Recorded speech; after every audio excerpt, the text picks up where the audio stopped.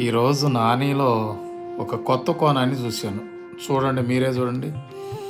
Popcorn కొనిమంది కొనిచ్చాను, piece మిఠాయి కొనిమంది కొనిచ్చాను. ఆ రెండు చేత్తో పట్టుకుంది. ఓ చేత్తో పాప్కార్న్ తింటుంది, ఇంకో చేత్తో పీస్ మిఠాయి తింటుంది, ఓ చేత్తో పాప్కార్న్ తింటుంది, ఇంకో చేత్తో పీస్ మిఠాయి తింటుంది. తింటూనే ఉంది. ఆ ఎగ్జిబిషన్ అంతా కూడా నానినే చూస్తున్నారు. అరే, ఇది ఆపకుండా కంటిన్యూ తింటుంది ఏంట్రా అని చూస్తున్నారు.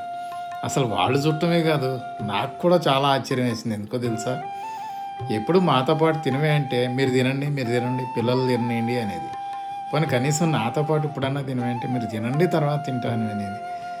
ఓరు నాయనో, ఈరోజు దీనికి ఏమైందో ఏమో కానీ ఒక చేత్తో పాప్కార్న్, ఇంకో చేత్తోనేమో అదే పీస్ మిఠాయి, పాప్కార్న్ పీస్ మిఠాయి, పాప్కార్న్ పీస్ మిఠాయి తింటానే ఉంది. అసలు ఎగ్జిబిషన్కి వెళ్ళింది తినటానికే అన్నట్టు తింటుంది.